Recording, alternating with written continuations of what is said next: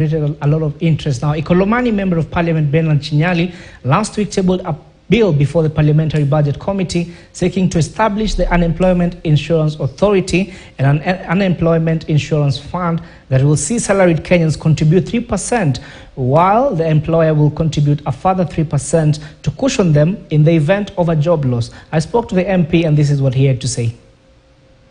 Thank you so much for making time to speak to KTN. So one of the things that your bill is proposing is the setting up and establishment of an unemployment insurance fund.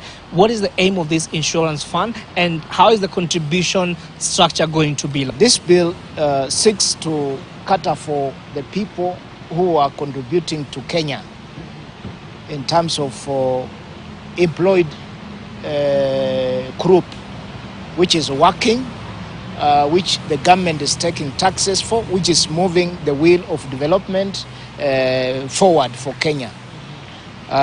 This bill seeks to give them an opportunity to survive in case of this pandemic like what just happened in a few years back, that is COVID-19, which hit us and left people unemployed, not because they wished to leave their jobs, not that the employer sent them home, but they couldn't, the employer could not afford them anymore. And them, they were willing and able to work. But the situation at that time left them unemployed. So what my bill is saying is, let's establish a fund that now will keep on, we shall keep on contributing to both the employer and the employee. And in an event, unlikely an event of something like that, then they are paid salary for 6 months. So for someone earning below the wage bill, which is around 25,000, what is going to be their contribution? For a Mheshimiwa like yourself who earns upward more than 500,000, what is your contribution going to be? The contribution is on a percentage of your salary. What percent? Initially, we are proposing 3% of your salary, so that it is an insurance of your salary to be paid when you don't have a job for 6 months. So it is a percentage of your salary, to be straightforward, to cushion you, to make sure that when you stop, you are able to access health facilities with yourself and with your family. You are very well aware that NHIF is there, but NHIF stops immediately. You leave your employee, because your employee fails to pay, you fail to pay. You have no earning.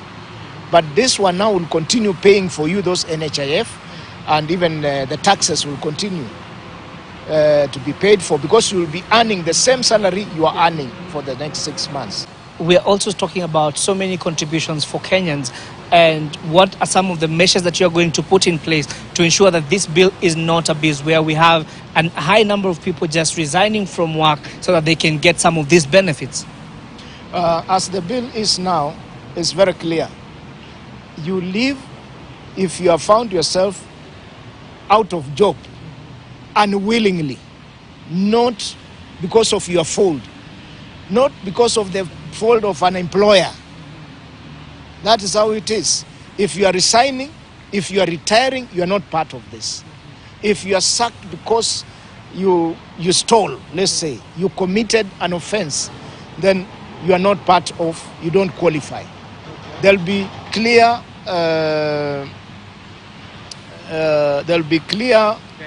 guidelines on how you are going to get at for, or how you qualify to be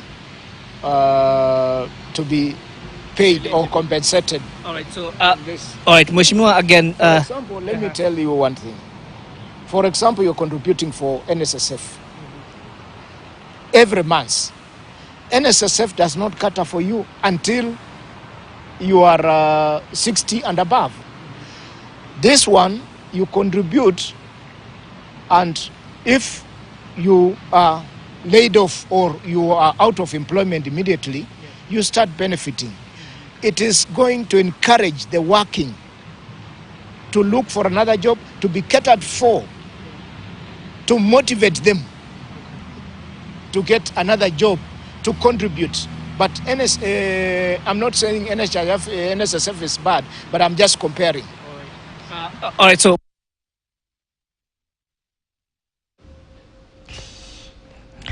all right, and we apologize for that technical issue. We want to take a quick commercial break. I'll be coming back with more later on.